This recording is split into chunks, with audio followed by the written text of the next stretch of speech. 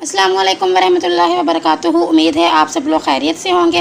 तो आज हम लोग स्टार्ट करने लगे हैं MTS 642 का final term syllabus. MTS 642 name से तो है कि इसमें मैथ होगी, लेकिन ये बेसिक फ़िज़िक्स के कॉन्सेप्ट हैं जो आप ऑलरेडी मैट्रिक एंड FSC में रीड आउट कर चुके हैं। बस इस सब्जेक्ट में MTS 642 में उन्होंने उन्हीं बेसिक कॉन्सेप्ट को थोड़ा सा डीपली एक्सप्लेन किया है। तो आज हम स्टार्ट करेंगे टॉपिक नंबर 67 से। इंशाल्लाह टॉपिक नंबर 80 तक हम लोग कवर करेंगे। टॉपिक नंबर 67 है आपके पास लीनियर मोमेंटम। इसमें आपको लीनियर मोमेंटम के बारे में कॉन्सेप्ट दिया गया है। ये लीनियर मोमेंटम आप लोग 9th क्लास में भी चैप्टर नंबर 3 में आई थिंक सो कि आप लोग रीड कर चुके हैं। लीनियर मोमेंटम क्या होता है? Product of mass and velocity is called linear momentum. तो इसमें सिंपल सी इसकी डेफिनेशन है कि मास और वेलोसिटी का अगर आप प्रोडक्ट लें तो वो किसके इक्वल होता है? लीनियर मोमेंटम के। आप ये आपके MCQs के लिए बहुत ज़्यादा इंपॉर्टेंट है और लीनियर मोमेंटम की डेफिनेशन भी आपके पेपर में आ सकती है।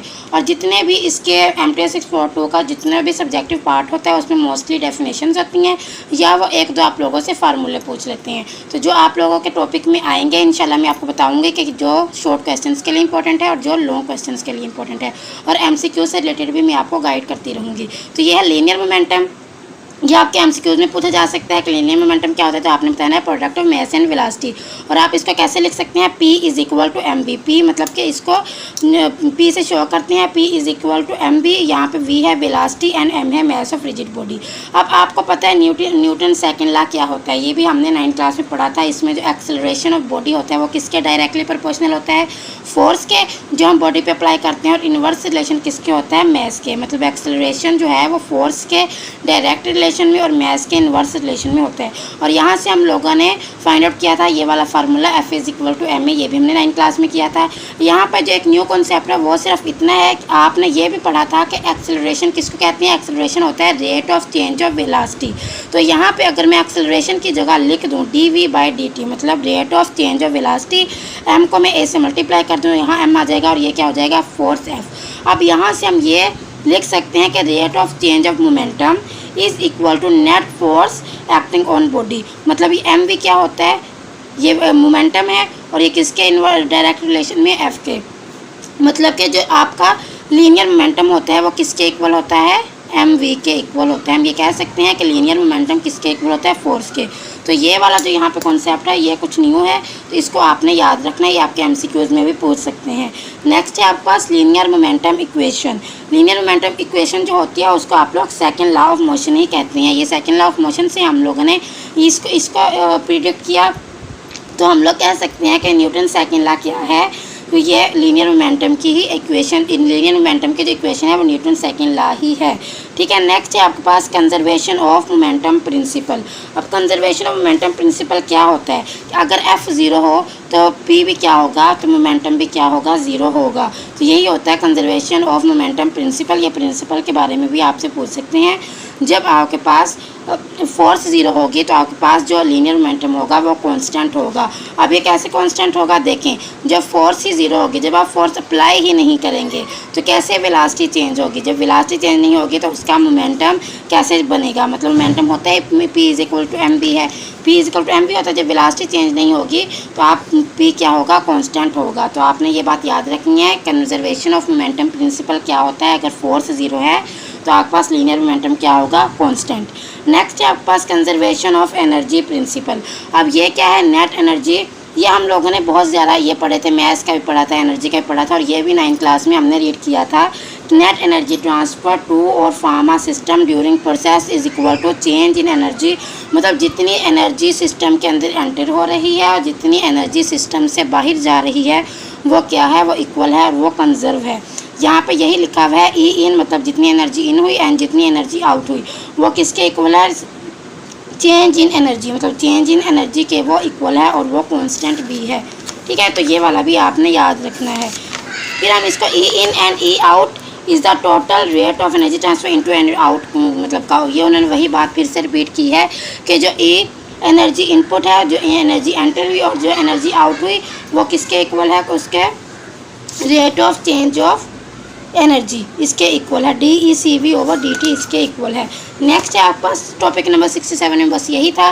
नेक्स्ट है आपके पास topic number 68 conservation of mass. अब कंजर्वेशन ऑफ मैस का मतलब है कि इसमें क्या होगा, मैस कांस्टेंट रहेगा।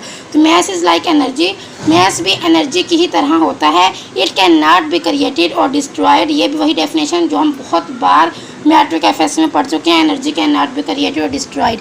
ये हम कंजर्वेशन ऑफ एनर्जी में तब हमने पढ़ा था, यहाँ है कंजर्वेशन ऑफ मैस। तो आपने याद रखना है कि mass can not be created और डिस्ट्रॉयड ड्यूरिंग प्रोसेस। अब ये उन्होंने एक छोटी सी एग्जांपल दिया आपको कि 2 किलोग्राम अगर आपके पास हाइड्रोजन हो, 16 किलोग्राम ऑक्सीजन हो, तब आपके पास 18 किलोग्राम H2O मतलब पानी बनता है। ये इनपुट है, ये आउटपुट है। अब अगर आप इनपुट में मैस को देखें 2 + 16 18, और आउटपुट में भी अगर आप देखें तब भी 18, तो इसका मतलब है यहाँ पे मैस क्या रहा, कंजर्व रहा। नेक्स्ट है कंट्रोल वॉल्यूम। कंट्रोल वॉल्यूम में mass can cross the boundary, so we must keep track the amount of mass entering a leaving control volume. Control volume यह होता है कि अगर आपके पास एक कंटेनर है, उसमें आपके पास कुछ भी है, आप वहाँ पे मैस को चेंज कर सकते हैं। ठीक है, मतलब mass can cross the boundary, mass वहाँ पे बाउंड्री को क्रॉस कर सकता है। तो आप इसको देखने की ज़रूरत नहीं है, इतना इंपॉर्टेंट नहीं है, लेकिन ये कंजर्वेशन ऑफ मैस ये या ज़्यादा यहाँ पे इंपॉर्टेंट है। नेक्स्ट आपके पास topic number 69 mass flow rate, the amount of mass flowing through a cross section per unit time.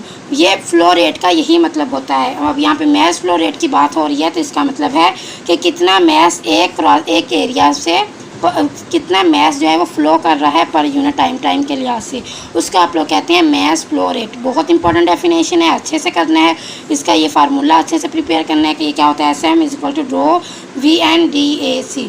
ठीक है, इसको आपने अच्छे से करना है।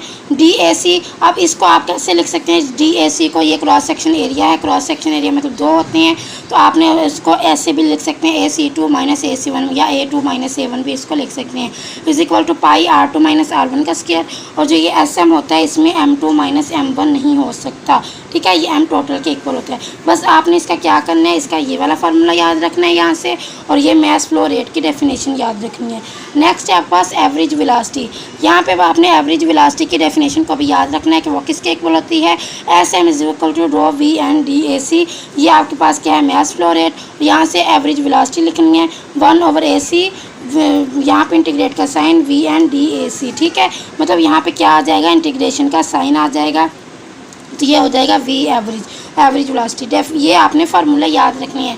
तो इसके लिए मैं आपको यही मशवरा दूंगी कि आप एक पेज लें, हैंड आउट्स पे जो इंपॉर्टेंट फार्मूले आ रहे हैं उनको एक पेज पे लिखते जाएं, पेपर में जाने से पहले उन फार्मूलों को देख के जाएं। मैं हमेशा ऐसा ही करती थी, फार्मूलों के लिए मैं एक अलग पेज पे, मैं हैंड आउट जब पढ़ना स्टार्ट करती थी तो फार्मूले मैं एक पेज पे लिखती रहती थी, और बस फार्मूला एक बार मुझे याद हो जाए ना, फिर ये है कि आप कुछ भी वहाँ पे लिख सकते हैं। आप देखें ये सिंपल फिजिक्स है आपकी, अब इन सब के बारे में थोड़ा बहुत कंसेप्ट आपको है जो 9-10 में या FSC में आपने पढ़ा। अगर आप थोड़ा बहुत वो कंसेप्ट लिख दें, साथ ये वाले फार्मूले लिख दें, तो कहीं से भी आपके मार्क्स डिडक्ट नहीं हो सकते। ठीक है, तो फार्मूला के लिए एक अलग आपने नोट्स बनाने हैं। नेक्स्ट आपके पास वॉल्यूम फ्लो रेट। अब इसकी भी आप हेडिंग देंगे और नीचे ये वाला फार्मूला लिख देंगे कि वॉल्यूम फ्लो रेट का क्या फार्मूला होता है, V = VNDAC।